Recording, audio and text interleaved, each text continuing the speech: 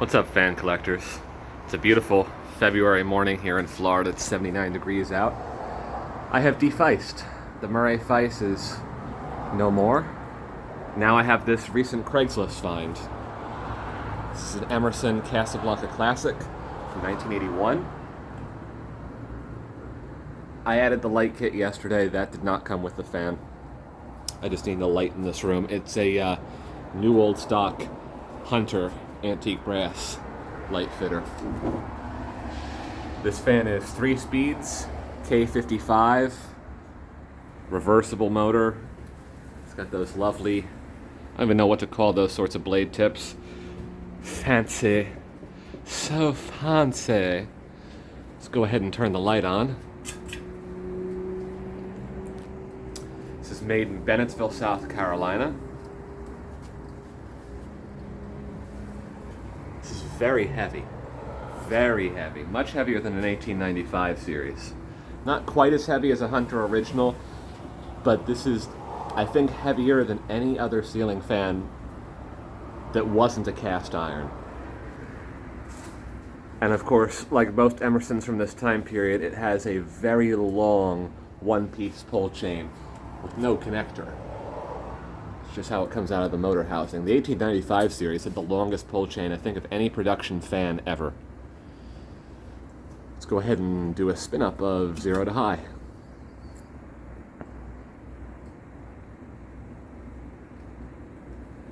This is a J-hook fan. It's got the blender fan style canopy.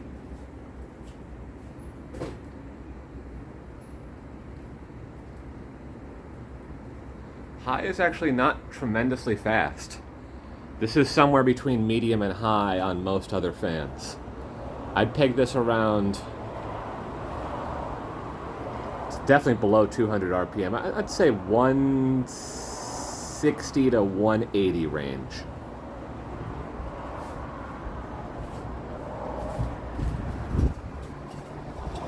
Let's go down to medium.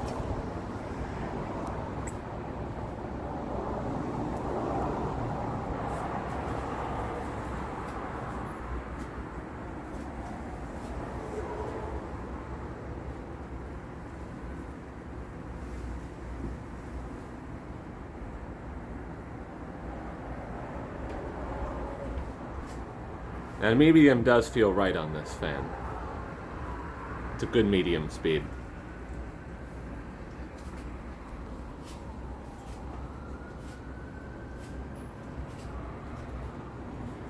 Oh, we're probably pegging around 110 to 120 RPMs here. Then one more click down to low. This is a 3-speed fan, which I find interesting because the 1895 series from the same era was a 4-speed fan. Not sure why this isn't a 4-speed fan. This would be a good candidate for 4-speeding. What it needs is a lower low. I do notice that this fan adjusts speeds very quickly. I mean, that's spun down to low much faster, and it's spun down from high to medium much faster. Gets on point quickly. So this is around 60 RPMs. And that would be the 3rd speed, or close to it, on an 1895 series. And what this fan needs is a slower 4th speed. Something closer to 25 RPMs, maybe 30.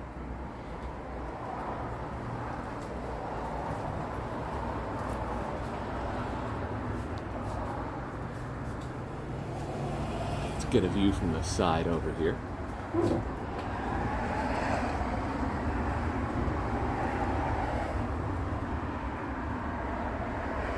Try to get that neon out of the picture. It's on a dimmer, and that makes the refresh rate of the camera just make it do funny looking things. It doesn't look that way in person. It's just an effect of the camera shutter. But I know it's distracting when you're trying to focus on this beautiful Emerson Casablanca Classic.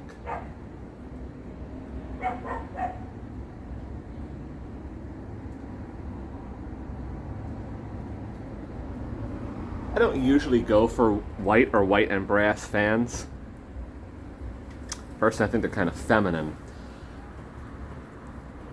But when I get a really good classic old K55, K63 fan show up on my Craigslist, and the seller is willing to just deliver it to my store, tubular, I can't say no. It's always worth preserving. And this is a very nice fan. So heavy, so well built. $500 is what you have to spend nowadays to get a fan of this build quality.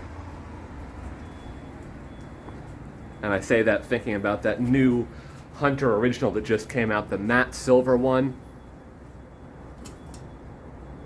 Let's go down to off. We'll do a spin down from low to off. Then we'll take it back up to high and do a spin down from high.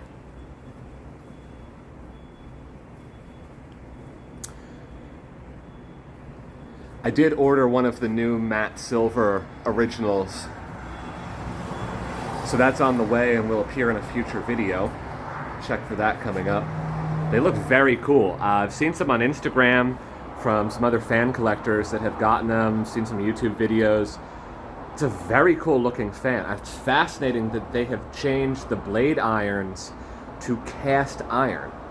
It's a very welcome change, and frankly it makes them theoretically better blade irons than even what we were getting in the 80s. Because it hasn't been cast iron, I don't think, since the R52s, probably somewhere in about the mid-60s. Alright, let's go ahead and back up to high. It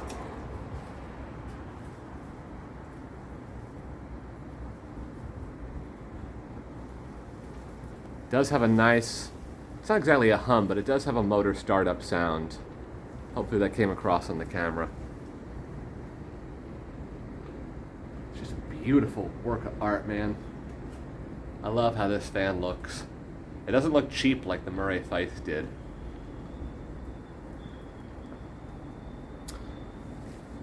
Alright, so now let's do a spin down to off. Medium low off.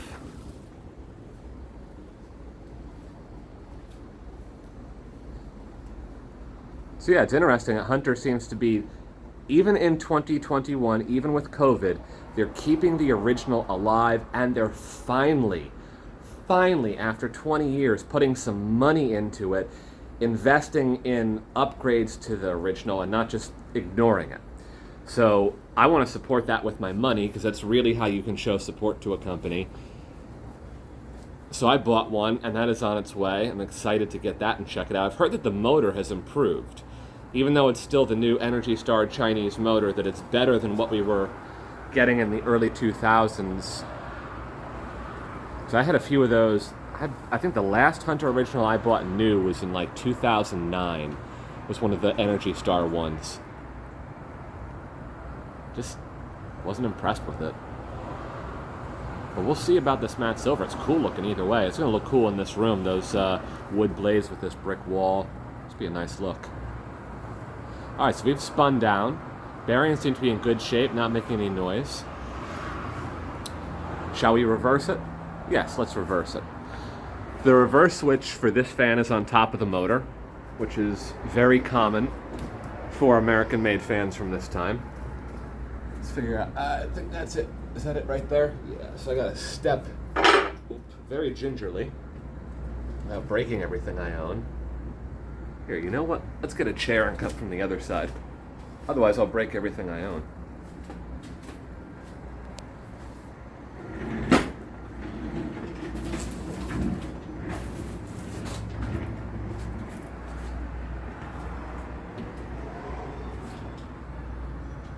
Chonk! Look at that beautiful brass. It's like a little adapter plate. Right there between the finial and the housing, that flat brass. Maybe it's just a washer, but it's so shiny. Still like almost new. This fan's from 1981 and it's 2021, so this fan is 40 years old. Let's get some detail shots while I'm up here on the chair. See if we can see that K55 motor inside there. It looks like the capacitor may be strapped on the side. It's going to be one of those big old chunky oil-filled ones. So the reverse switch is right here, and now we have reversed the fan. Let's do a spin up. Spin up with close up.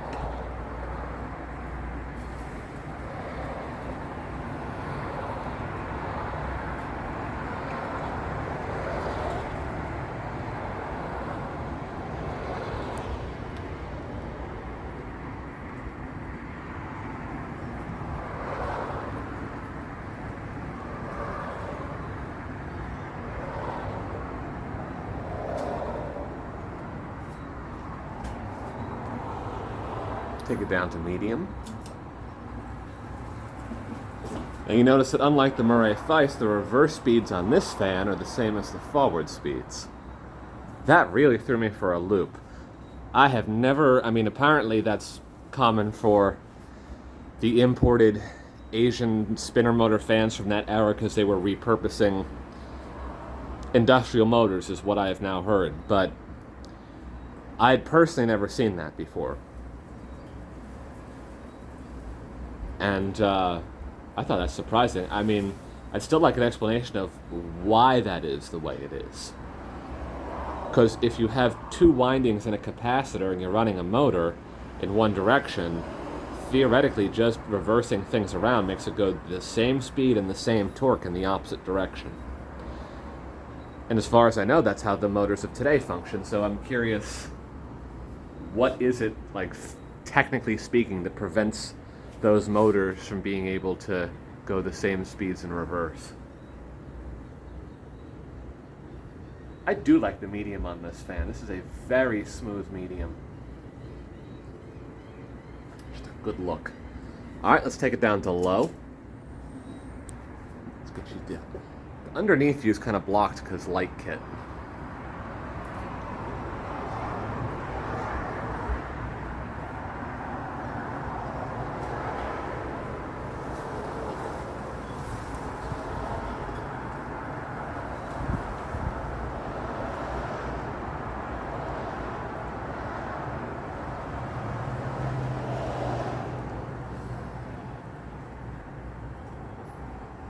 That's nice.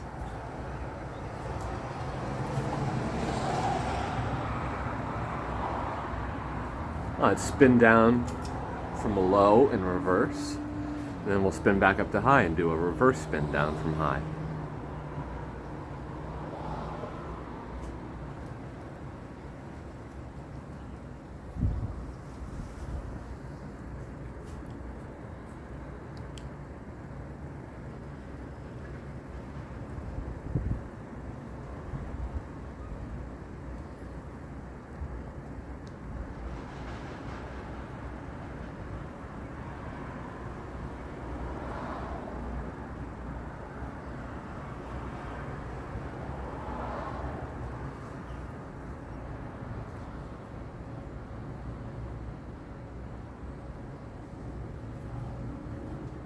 Boom.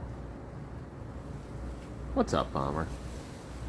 Give me little cat cuddles. Right, back up to high.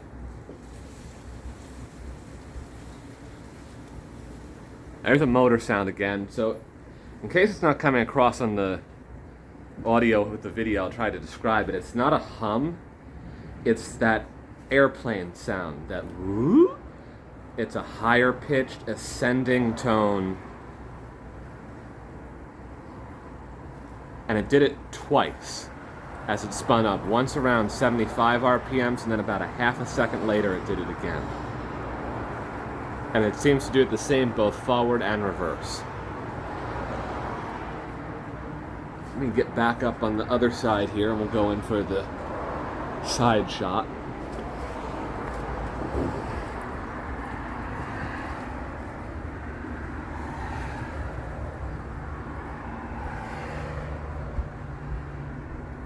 This is just a gorgeous fan. Something about that dropped flywheel look, very classic.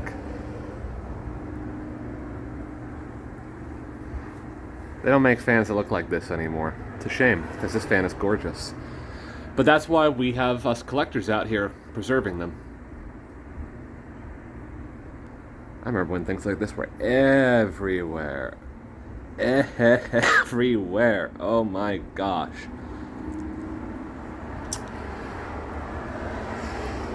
You know, if you could take a time machine back to just say January 1st, 1990, and walk around South Florida, that'd probably be the height of fanage.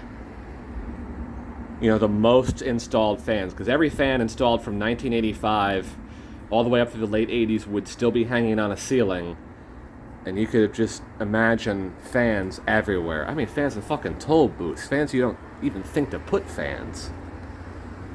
Let's go ahead and do a spin down from high. I do like this little round wooden ball. That is factory. All Emersons from this era came with that.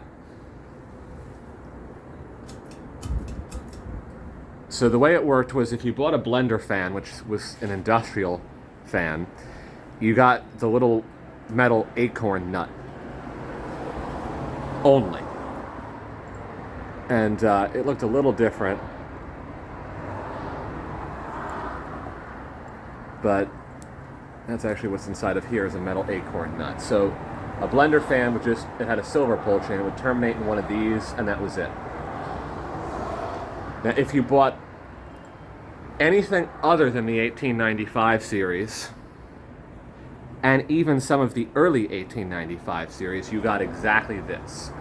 You got this handsome round walnut ball over a brass acorn nut. It's a real nice slow spin down. So that's what came with everything that wasn't an 1895 series, and it came with the very first generation of 1895s when they had the step terrace blade irons and